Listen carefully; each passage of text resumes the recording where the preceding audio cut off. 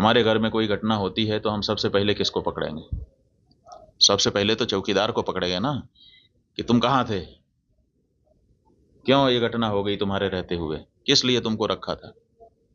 लेकिन यहाँ नहीं ऐसा हो रहा है।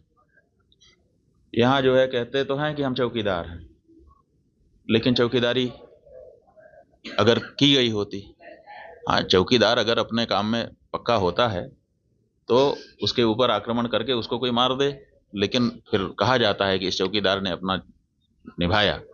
यहाँ तो कुछ पता ही नहीं है, कोई लड़ा ही नहीं उनसे, किसी ने उनको रोकने की कोशिश ही कहीं नहीं की। वो आए, घटना की, आराम से चले गए, कहीं पर उनको कोई बाधा नहीं है। कहाँ है चौकीदार?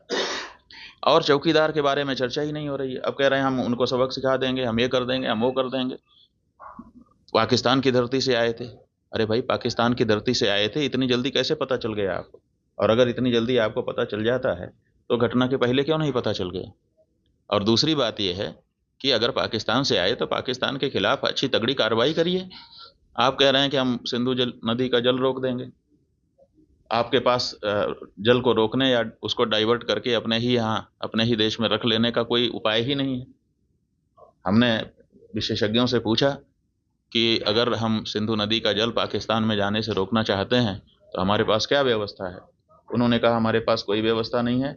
अगर हम आज से शुरू करें कि ऐसी व्यवस्था हम बना लें तो पैसा कितना लगेगा वो तो अभी पूछिए ही मत। अगर पैसा पर्याप्त दे दिया जाए, पैसे के कारण एक दिन भी काम ना रुके, तब भी 20 साल लगेगा, तब हम सिंधु नदी का जल रोक पाएंगे।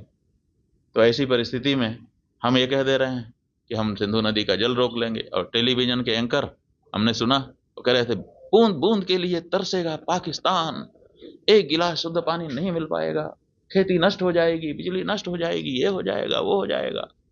गजब बता रहे थे, ऐसा लग रहा था कि जैसे प्यास तो लग ही गई पाकिस्तान को अब। और इधर विशेषज्ञ बता रहे हैं कि हमारे पास पानी को रोक लेने का कोई उपाय ही नहीं है।